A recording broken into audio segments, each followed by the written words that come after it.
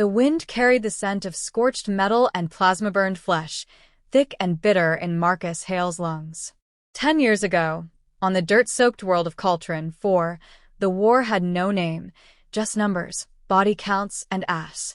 A scream echoed across the ruined slope where what was left of the 3rd Division regrouped behind fractured cover. "Enemy flanking," someone yelled. He didn't answer. He was busy ripping open a crate with his bare hands, pulling out a heavy rail launcher, teeth clenched. A dozen alien foot soldiers closed in through the haze, Scarny shock troops, cloaked in refracted light. He fired twice. Metal whined. Bodies dropped. The line held. Marcus moved like a machine. That's what the war turned them into. Survival was calculated, detached, precise. Human soldiers weren't faster or more advanced. They were more stubborn. Meaner. Deathworlders. They took punishment the galaxy didn't think was survivable and came back swinging. He was 28, 3 battlefield promotions deep, and already losing track of his kills. Orders were simple. Clean the zone, no prisoners. The Scarny had butchered civilians. There was no room left for mercy. Then he saw her. The shape in the rubble wasn't a soldier. Small, frail. Blue skin, soaked in ash. A child, no older than 9. Barely conscious, bleeding from her side. Eyes open. No fear, just cold, exhausted clarity. She wasn't Scarny. Not by genetics. Something else. Royal bloodlines ran through certain species like fire through oil. She had the facial markings, barely formed, of the New Rayleigh caste. Important. And endangered. He raised his rifle. The trigger resisted under his finger. Protocol was clear. But her lips moved. A whisper he couldn't hear. He stepped closer, rifle lowering an inch at a time. "Why didn't you run?" he asked. She blinked slowly. "You were closer than they were." It didn't make sense. Nothing did. He should have shot her. No one would question it. Instead, he hoisted her up, scanned for a medical evac, and rerouted his team through a burning corridor to reach a neutral medship orbiting 3 clicks up.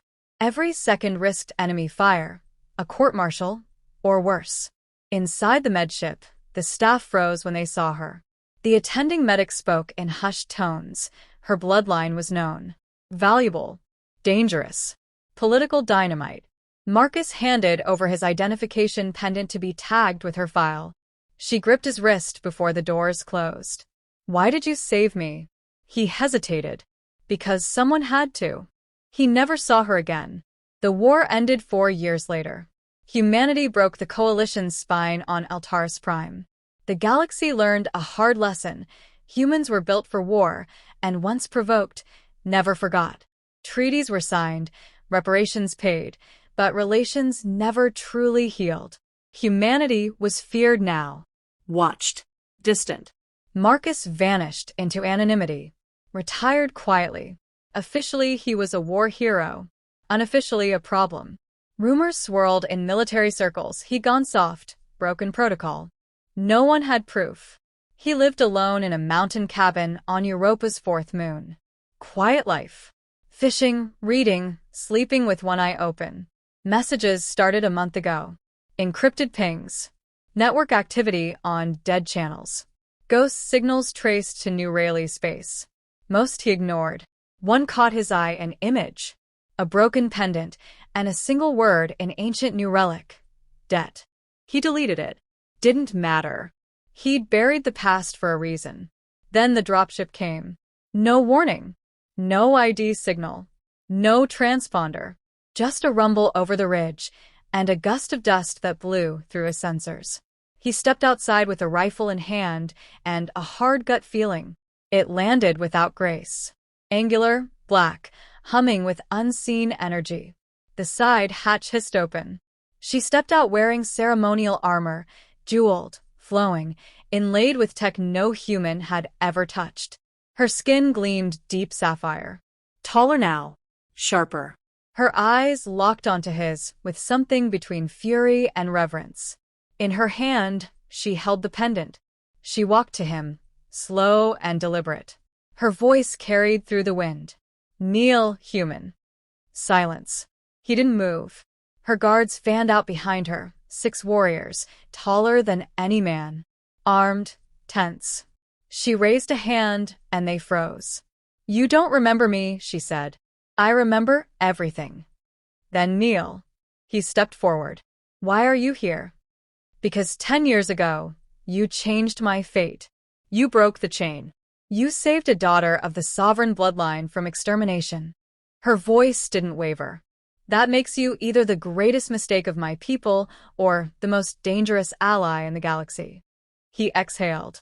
"Which am I today?" "That depends. Will you kneel?" He lowered the rifle slowly, not surrendering, waiting. "I didn't save you, so you could return as a tyrant. I didn't return to ask permission." The guard stepped forward again.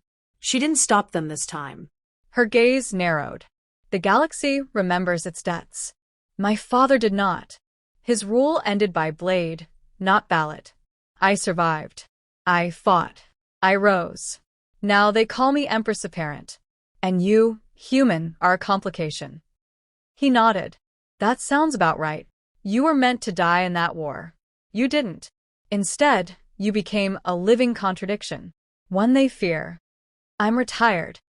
"There is no retirement from legacy." Her eyes locked onto his, colder now. "If you do not kneel, they will see it as defiance. They will declare war. Then you're not in control." She stepped closer.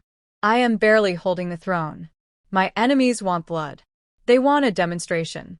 Submission from the one man they fear will unsettle the galaxy. I'm not here for theater." "Neither am I." The standoff held for 10 more seconds. Then she turned her back. "You will come with me. They must see you, hear you. If you kneel, there will be peace. If you don't, I will still owe you my life. But I may be forced to order yours taken." He looked at the cabin once more. The quiet, the solitude. "Fine," he said. "Let's go see what peace costs these days." Inside the ship, silence hung heavy. The guards never blinked. The tech was smooth, alien efficient. Marcus sat strapped in, unbothered. She stood across from him, watching. "You know they'll try to kill you. I'd be disappointed if they didn't. They'll underestimate you. Everyone always does." "Why didn't you kill me that day?" He looked up. "Because you reminded me we weren't monsters yet." She blinked. "And now?" "That depends on who I have to kill to stay human." She turned away. Stars bent around the ship's curvature as it jumped into slip space. He closed his eyes. 10 years ago, he saved a girl. Today, she was royalty. Tomorrow, he might be a symbol or a corpse. Either way, someone was going to learn why Deathworlders don't kneel. Not ever. The capital ship was vast, city-sized, drifting in orbit above a crimson gas giant. It radiated ancient purpose. At its core, the throne deck shimmered with gravitational suspension, anti-intrusion fields, and a dozen ritual guardians whose sole job was to kill anything that blinked the wrong way. Marcus walked beside her, unshackled but watched. She hadn't asked him to kneel again, but her silence now felt heavier than words. As they entered the ceremonial chamber, thousands of alien dignitaries turned their attention toward the human. Whispers surged like static. He looked like an animal to them, scarred, unmodified, out of place. But he didn't blink. "Let them watch." She raised a hand. The noise died instantly. "I present Marcus Hale, Warborn, Deathworlder, savior of the sovereign bloodline, the human who defied extinction to offer mercy." No cheers. No applause. Just unreadable expressions. A gray-robed figure stepped forward. Tall, gaunt, eyes like surgical lights. "We have not forgotten his crime. He violated wartime protocol. He harbored a royal ward. He compromised tactical integrity. And now he is used for propaganda." She didn't flinch. "He is here under my protection. And under your manipulation." Marcus spoke. "No one manipulates me." The chamber stirred. The Empress Apparent tilted her chin. "My coronation requires unity. My enemies demand symbolic subjugation. If he kneels, I rule unopposed." Marcus looked directly at the gray-robed noble. "Is that what you want? Me on my knees so you feel taller?" The noble sneered. We want order. Then you shouldn't have picked a human. She stepped in front of him. You could end this now. One act of deference, and they will stand down. Marcus shook his head. You don't understand. To them, I'm not just a soldier. I'm a message. And if I kneel, it tells every predator in this galaxy that Earth can be made to bow. Your pride will cost lives. Pride didn't bring me here. Survival did. She exhaled sharply. Then we need another way.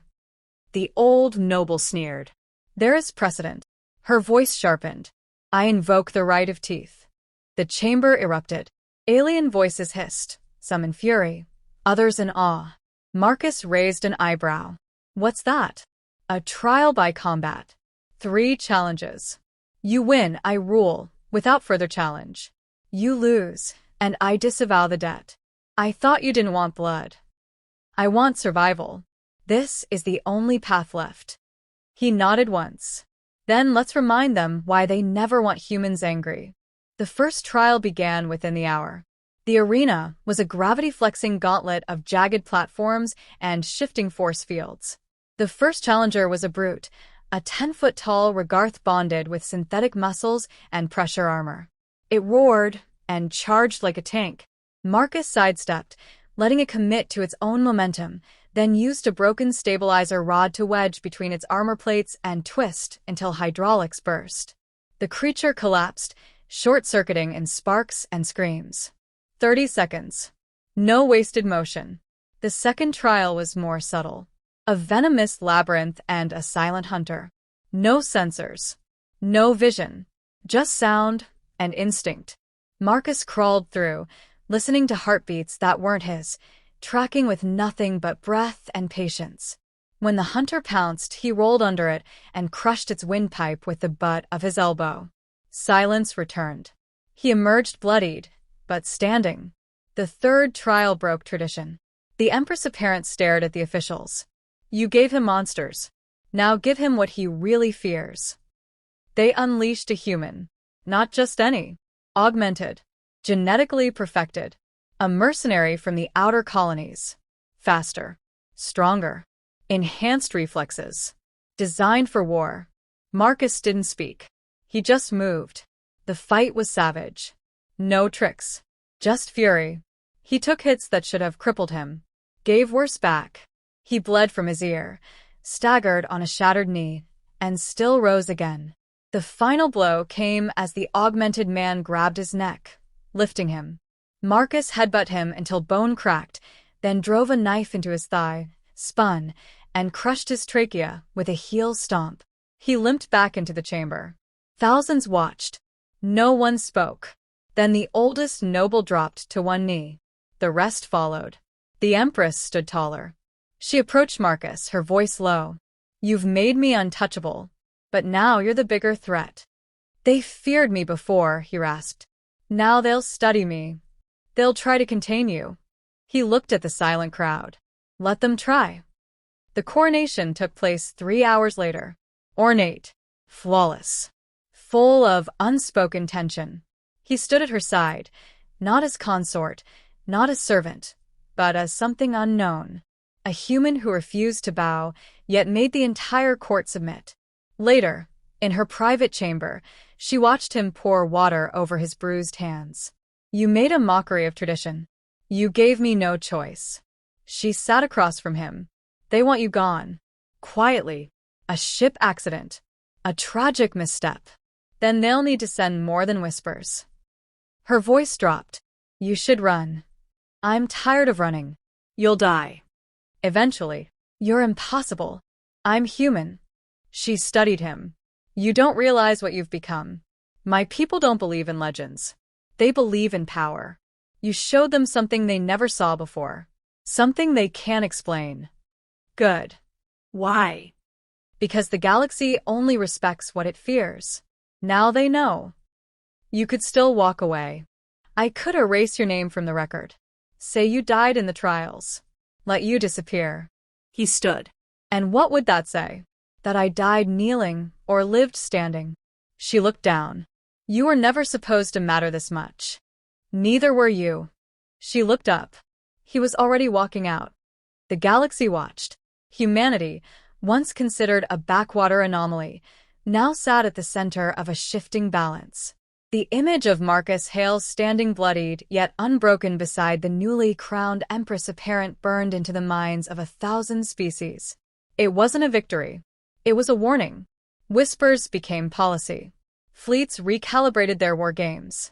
Treaties were rewritten in fear of a species whose representative did not conquer, but refused to kneel. Marcus was given quarters deep inside the inner sanctum, luxurious, sterile, guarded. Not for his protection, but to keep others from reaching him. Assassination was expected.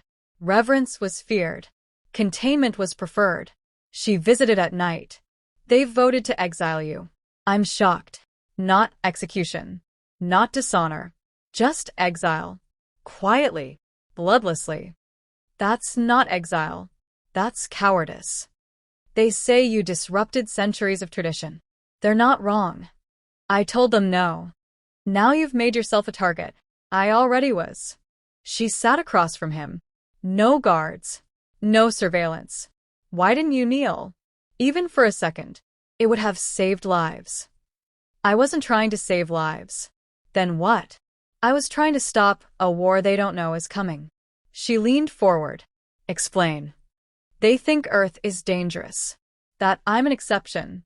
They're wrong. I'm average. My world's filled with people worse than me. Smarter. Harder. More vengeful. If they think we're weak, they'll try something stupid. But if they think we're monsters, they'll hesitate. You played the monster.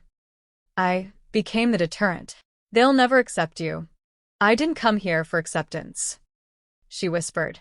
Then why did you come? Because you asked for help. 10 years ago. Silence. I never forgot, he added. She looked down. Then I suppose I owe you again. I didn't come for debts. You saved me once. You did it again. And now they think you're mine. I'm not. But they don't know that. He stood. Let them think what they want. Just make sure they never forget. Outside, the palace buzzed with plans. Embassies scrambled to draft new alliances. Lesser monarchs offered tribute. Some demanded explanations. Others sent warnings. None of them mattered. The real war came not from fleets, but from factions within. The noble houses split. Half saw Marcus as a divine sign. The other half saw him as proof of corrupted blood. Murmurs of civil war bled into closed doors. The Empress apparent convened a shadow council. She invited Marcus. He sat at the head of the table. A dozen leaders, each with entire solar systems under their command, stared at the human like he was a loaded weapon. You've caused more chaos in 10 days than our last 3 emperors combined, one of them hissed. Marcus sipped his water. You're welcome. The Empress gestured. We're here to prevent collapse. You all want stability. He gives it to us. Through fear. Through certainty. A younger noble sneered. You think a primitive death-worlder stabilizes us? Marcus leaned forward. Tell me, Lord Vress, how many wars did your people win before you joined the Alliance? Vress said nothing. I read your record. 7 defeats. 0 wins. You joined because you were scared. Don't lecture me about fear. You built your throne on it. Another slammed a fist. And what happens when Earth decides we're weak again? Marcus smiled coldly. You better hope we don't. The room fell silent. The Empress rose. We don't need his loyalty. We need his legend. You will rally your systems under that myth or be left behind. Later, in the war chamber, Marcus found her alone. They'll betray you, he said. They already have. What's your plan? Outlive them. Then you'll need a real fleet. I thought you hated politics. I do. But I hate amateurs with power more.